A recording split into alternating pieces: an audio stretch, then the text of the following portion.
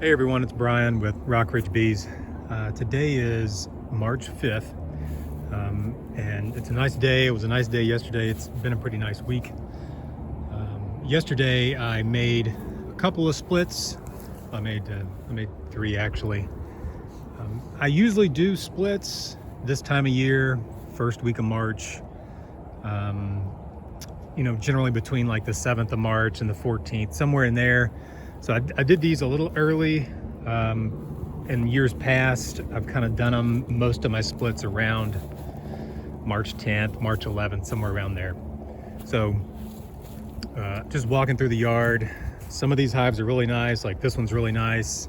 I am still feeding because I can just tell, and I've looked at some of my past videos as well, still this time of year, the hives are, they're getting dry. They're using a lot of food to make brood, and there's not a lot of excess food that they're like putting into the frame. So I'm gonna feed now, probably at least, I'll give them at least a gallon and maybe more until I put honey supers on most of the hives.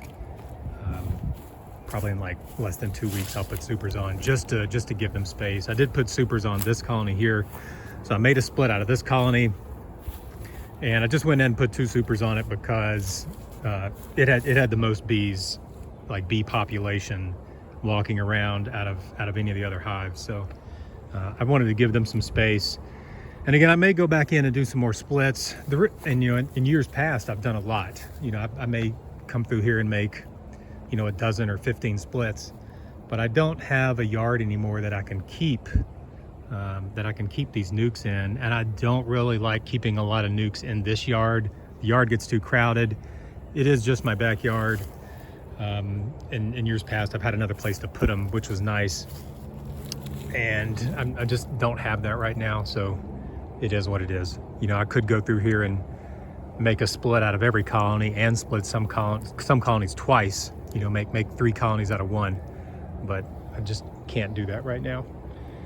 But anyway, most of them look good. This one I added the second deep on because it was in a single. This one looks good. I fed. I'm saying feed 1 here. That's really feed a gallon at least, and then I'll super. Same with this one. I split this one. It looks good. I moved this colony mainly because this hive stand was kind of falling apart. I just had a pallet here and it was kind of falling apart, and I moved it up to the middle there. And some of those foragers are going to go back into this thing. These 2 colonies look pretty good. These were just small, I say small nukes. These are smaller colonies coming through wintertime because they're just on 9 frames and 9 or 10 frames here. But they look good. This is another good colony that I made a split out of, and fix some bottom boards on these colonies. This one was average. If I'm writing like average on one of these, then really average to me means that if I had another queen, I would probably replace her. Like maybe the brood pattern doesn't look as good as some of the nicer colonies, but I'm just going to keep an eye on them really. So average is just like, watch this colony, see what it does. A queen may get replaced or something, right? And both of these were kind of average. They're not filling up the boxes fully, and feeding them may help that as well. And then I did a split off, I think, one of these over here. Yeah, this one right here. So anyway, these are 3 splits that I made. There's nothing in this yet, no splits or no swarms yet in that horizontal. And you can go back again and look at, I think I made a video in 2024 talking about how I make these walkaway splits. So there's no queen in these. I'm just making splits with basically 1 frame of really nice capped brood, and then 1 frame of really nice open brood, eggs, larvae, a lot of nurses. So 2 good frames of like bees, in brood, like brood. And then I'm shaking nurses into this. Probably I'm shaking at least 2 more frames of nurses. I want to make sure there's more bees walking around than there is bees in the comb. I want nurses walking around to take care of these bees, to raise a new queen, that kind of thing. And then the other frames I put in are, you know, one good frame of food, one good frame of food, one good frame of basically comb, and then I'll put a blank frame in, or maybe a frame with just a little bit of comb on it. So 4 good frames, and then an empty frame of foundation. And then 2 of those good frames have bees all over them, and then I'm shaking nurses in to make sure the bees can protect the nukes and the bees can raise the new queens. I found in the past, if I put too much brood in these, they have too many bees, and bees will hatch out, queens will hatch out, and they will swarm. So like these will swarm with virgins if you make them too big, and I've just found that out in the past.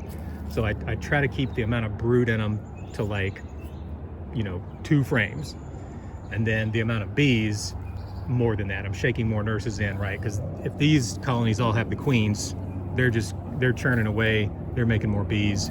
I want to make sure there's a lot of bees in here walking around to take care of these nukes. So that's how I make these walkaway splits. Timeline looks like, you know, the queen, she will come out in 14 to 16 days. Usually it's you know, it's not fully 16, right? Because they're gonna feed larvae, and even though a queen takes 16 days to fully, you know, emerge, they're not going to feed that egg day 0. They're going to feed that larva day 3, day 4. And so you're probably going to see queens coming out day 14, something like that. And then I give them, you know, 10 to 14 days to really get mated and laying. And so what is that? 28 days right there. You know, so day 30, I'm going back in and really looking for eggs. And if there's not, then I'm gonna really keep an eye on it. But by day 30, there should be eggs somewhere, and they're usually pretty easy to find because you're only looking at a couple of frames. And then if I were to sell these, I would then wait another 3 weeks. So generally by day 50, so if I make it on, you know, March 4th, by day 50, they're gonna be getting pretty big because that new queen is gonna be laying a lot of brood, and then that new brood is not gonna be quite hatched out yet, you know, by day 50, 21 days from, let's say, day 30. Again, we're just using round numbers here. So by day 45 to 55, you got to be watching, because if a lot of brood starts hatching out, then these things are going to start filling up fast, and you got to move them. You got to move them into a 10 frame. You got to do something with them. So that's kind of the timeline that I watch. But the most important time, you know, is like day 30. All right. So I know that was kind of a lot, and in a pretty concise way. I'm not going to do any editing to this or anything. So if y'all have any questions, you can let me know. I'll try to link my old split video to this video, so you can go back and watch it as well, where I just kind of talk about doing some splits. I wish I could make more splits. I love doing them. It's fun to do, and it's fun to watch the bees grow and do their thing. I generally have pretty good success with walkaway splits. With queens mating, I generally have pretty good success here. So anyway, let me know if you got any questions. Thanks for watching, and we'll talk to y'all later.